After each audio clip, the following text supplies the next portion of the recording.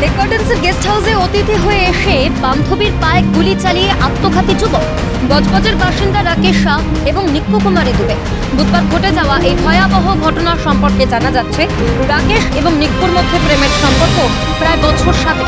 প্রাথমিক তদন্তে মনে করা হয়েছিল সম্পর্কের অবনতির কারণেই রাকেশের গুলি করে আত্মঘাতী হওয়ার পরিকল্পনা। প্রাথমিক অনুমান মিলেও গিয়েছে। লালবাজারের উচ্চপদস্থ আধিকারিকদের এবং লেক থানার যৌথ তদন্তে ইতিমধ্যেই গেস্ট হাউসের ঘর থেকে উদ্ধার করা হয়েছে রাকেশের রেখে যাওয়া রক্তে ভেজা 7 পাতার সুইসাইড নোট। মিলেছে মদ্যপানের নমুনা। রাকেশের লিখে যাওয়া সুইসাইড নোট থেকে মিলেছে রহস্যজনক তথ্য। পুলিশ সূত্রে খবর, রাকেশের সুইসাইড নোটে লেখা ছিল, আমার না হলে কারোর হতে দেব না। সুইসাইড নোট থেকে জানা যাচ্ছে দুজনের সম্পর্ক ছিল প্রায় 7 বছরের। তবে দুজন ভিন্ন জাতের হওয়ায় নিক্কুর বাড়ি থেকে সম্পর্ক মেনে নেওয়া হয়। গত কয়েক মাস যাবৎ নিক্কু চেষ্টা করছিলেন সম্পর্ক থেকে বেরিয়ে আসা, আর তাতেই ঝামেলার সূত্রপাত। বাড়তে শুরু করে রাকেশের ক্ষোভ।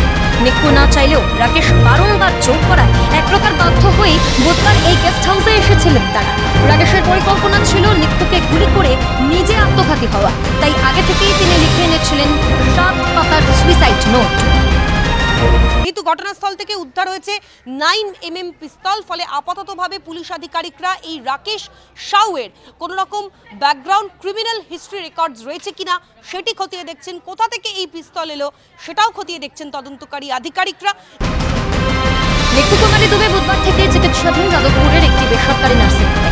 ইতিমধ্যেই অস্ত্রোপচার হয়েছে তার, রয়েছেন স্থিতিশীল। তাকে প্রাথমিক জিজ্ঞাসাবাদ করেও কিছু তথ্য পেয়েছেন তদন্তকারী আধিকারিকরা। জানা গিয়েছে রাকেশ পেশায় ছিলেন সিভিক ডিফেন্সে কর্মরত ভলেন্টিয়ার। প্রসঙ্গত, বুধবার লেক গার্ডেন্সের নিউ মেট্রো গেস্ট হাউসে দুপুর 2টো নাগাদ আসেন রাকেশ এবং নিক্কু। হঠাৎ বিকেল 4:45 নাগাদ গুলির শব্দ। মেয়েটি তৎক্ষণাৎ বাইরে এসে রিসেপশনে জানায় তাকে গুলিবিদ্ধ করেছে রাকেশ।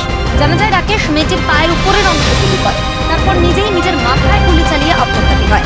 রাকেশ তৎক্ষণাৎ মারা গেলেও প্রাণে বেঁচে যায় নিক্কু কুমারী দুবে। আপাততভাবে পারিপার্শ্বিক তথ্য প্রমাণ খতিয়ে দেখছেন তদন্তকারী আধিকারিকরা। ক্যামেরায় দীপ্ত চক্রবর্তীর সঙ্গে অভিরূপা সাহা, ক্যালকাটা নিউজ, কলকাতা।